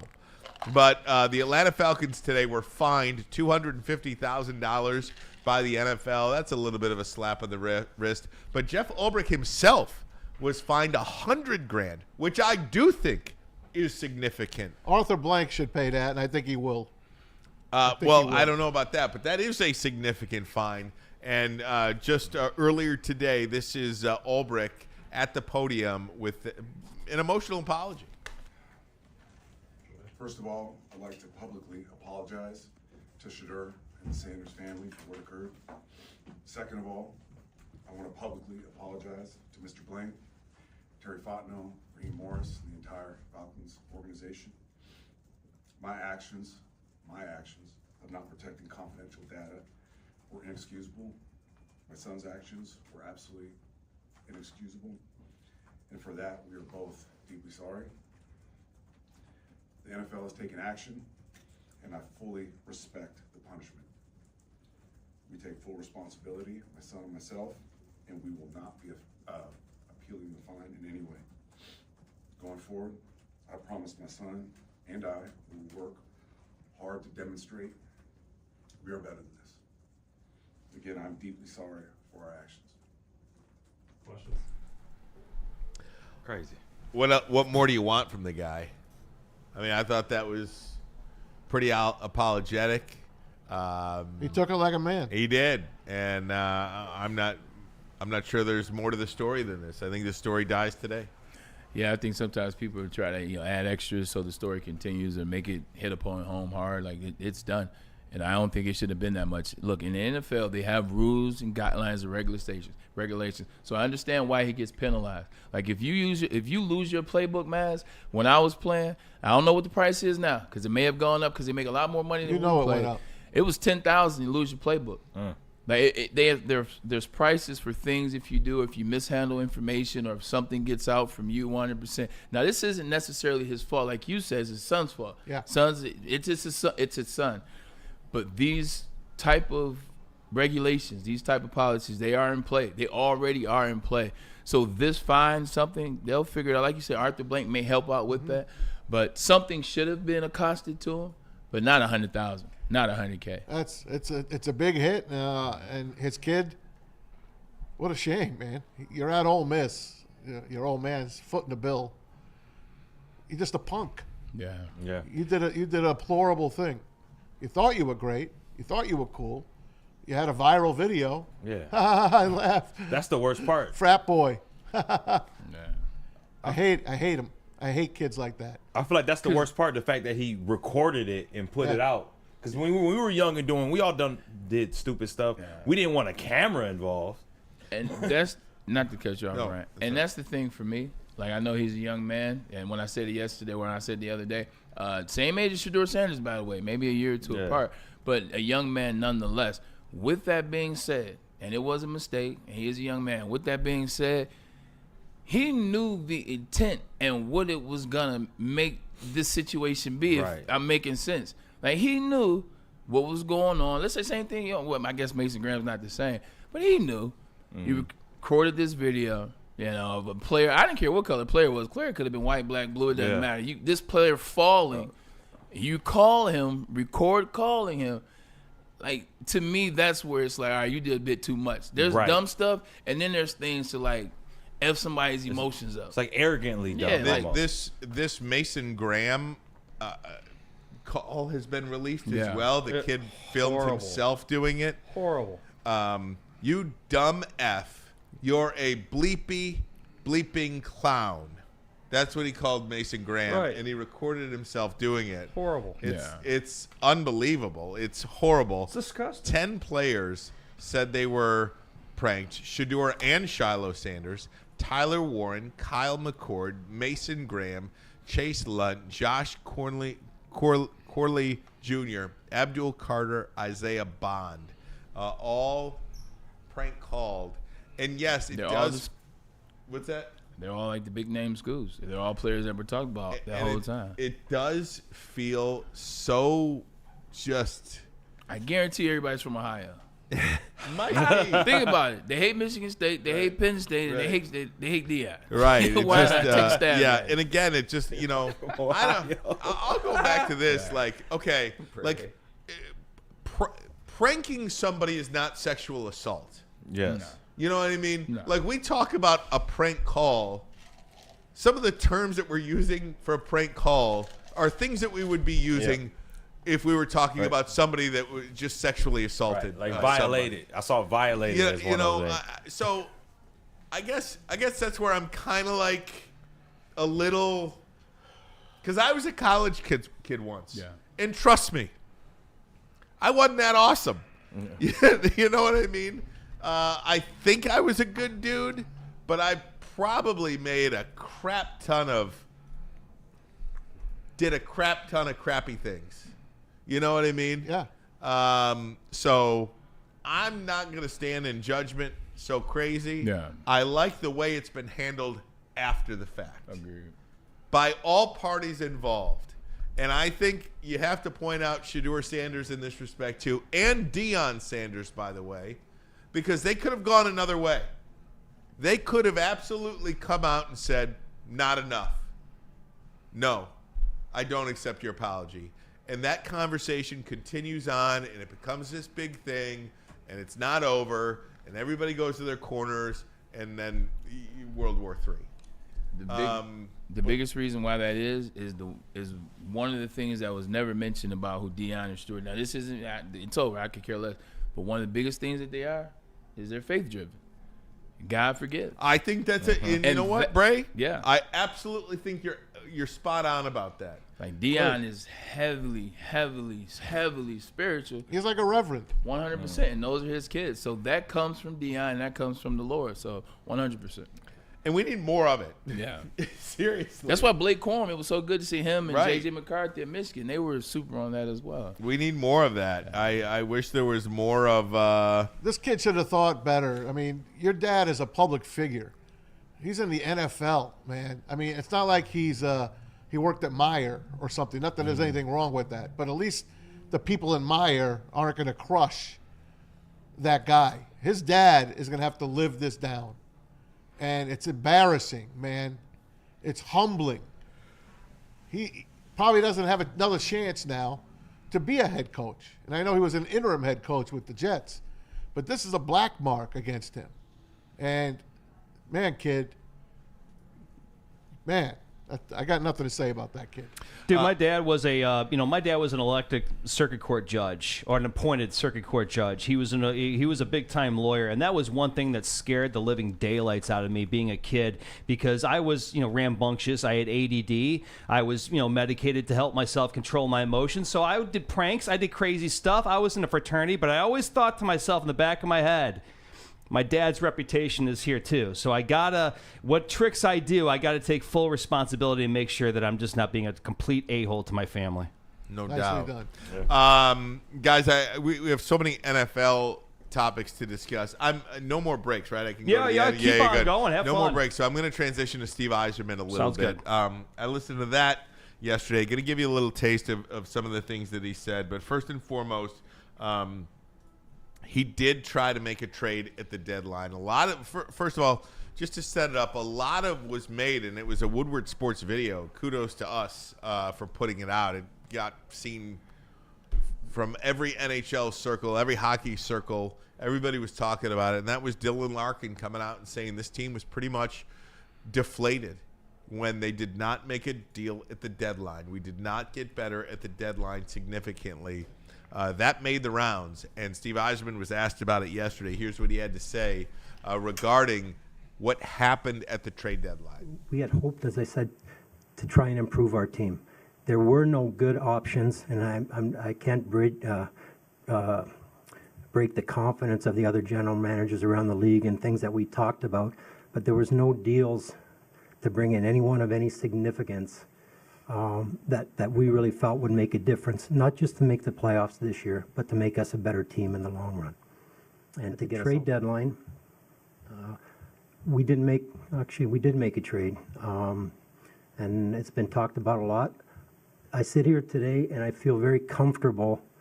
I can't say I'm happy or I liked it, but I'm very comfortable with the fact that we weren't able to make a trade that involved our top prospects, our first-round picks, any of those highly valuable assets. We're prepared to do that, and as shown, we did trade a first-round draft pick recently for Alex DeBrincat. I feel very good about that move. We've got an excellent player on our team. We're prepared to use our draft picks. We're prepared to use our prospects.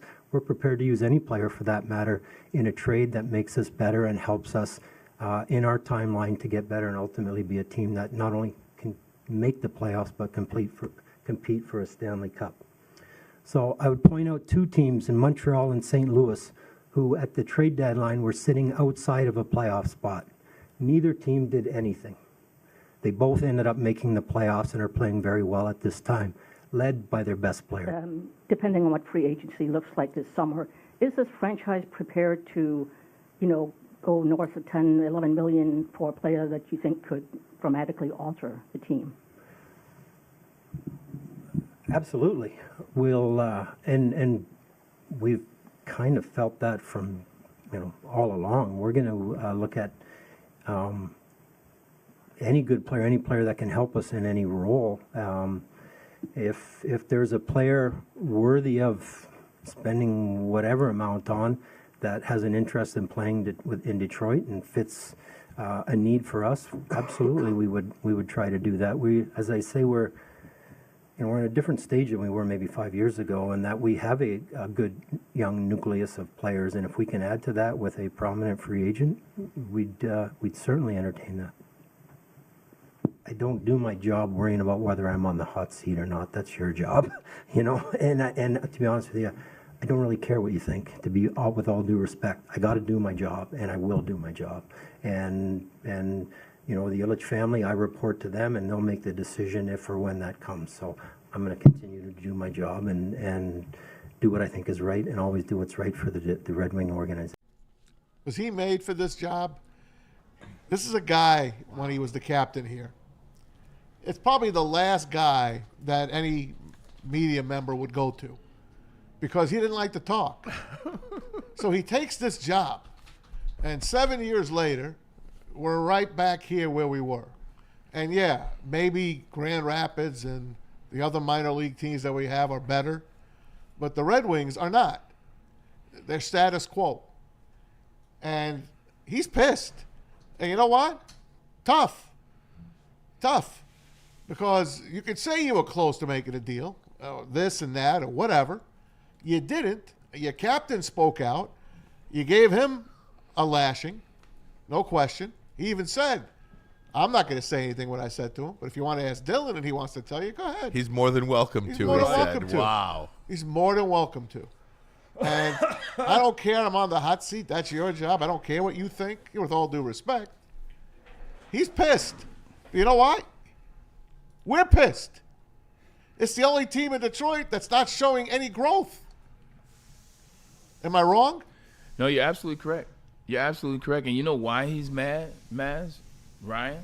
Pete? Yeah, Yep. You know why he's pissed? He's pissed because when it's zipped up at LCA, when nobody's talking in LCA, when no players, no managers, no coaches, no owners, no one's talking, then you just assume that everybody's on the same page.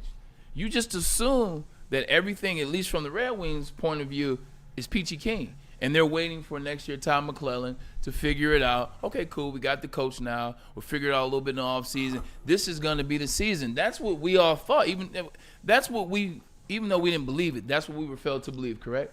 Now when Dylan speaks, and when Dylan says that, you know what you're like? S-H-I-T. Yeah. It really is going down to LCA. Yeah. If the players don't know what's going on, that makes the fans, the anger, a little bit more warranted. I got respect for Dylan Larkin for what he Same. said. Shout out to the University of Michigan, by the way. Honestly, you know what it is. that's Feels total like respect. it's the first thing he's done in a Red Wing uniform where I feel like he's the captain. Right. Yeah. Thank you. Thank you. You know, That's interesting. Well, he's really not had a great team around him. I understand that. Look what he did in the world. Look what he did in the. He wasn't the I All-Star break. wasn't disrespecting him at all, even though that's probably how it sounded, and that's why I hope that I got you. doesn't I get it. get like. That was more of a compliment to him. He just hasn't had the ability to be that player that Or he the was time. in the yes. He just hasn't had that ability yet, and this is the first time he's really kind of had the ability to come out and say, "Okay, enough. We're as a team, we're deflated. We need some help." And again, this is the last thing I'll say about it because I love Steve Yzerman. Yes. This is why I don't like it when former great players Yes, take over. Right. Joe D. I agree. It didn't end well for Alan Trammell. No. Poor It didn't Joe end Dumars. well for Joe Dumars, No. and it's probably not going to end well for Steve Yzerman. Let's be honest. And that is, it didn't end well. Well, Isaiah Thomas really didn't work for the team. But listen, Joe Dumars has not been back at the Pistons facility since he was fired. The fact that the Pistons and Joe Dumars have no relationship is Finals MVP. is criminal. Finals Criminal. MVP. Finals MVP. More important than that, he's He the general won a manager that built a championship Right. team.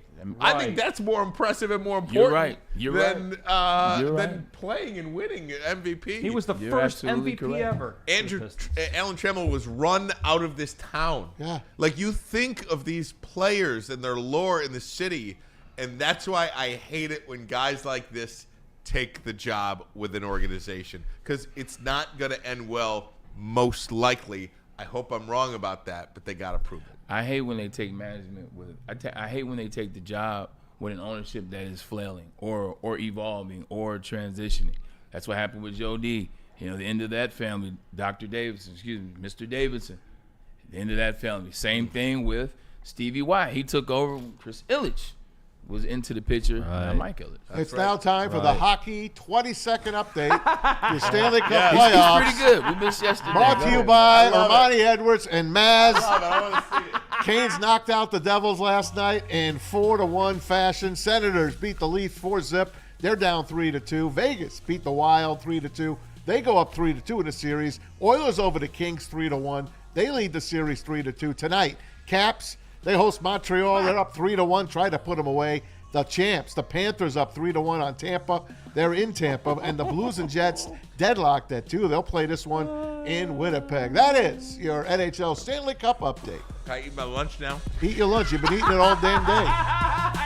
Get us out of here, Brad. Heck of a show by you guys. Appreciate all the energy. Ryan and Money always good to see you, Maz. Great to have you back. Thank you, man. Pete, See you tomorrow. as well as Ricky. Appreciate you. Doing your job as always, man. We got more giveaways tomorrow with Anson. Oh, you know, he's going to set up his tray, his cards, Right. everything else. Let Love the Anson collector. cook. He cooks well. He does his thing, man. Ricky, you good over there? Yeah, man. Anything to add? Yeah, no. I've been quiet today because That's I all woke good. up with what I guess a doctor would prescribe as a tummy ache.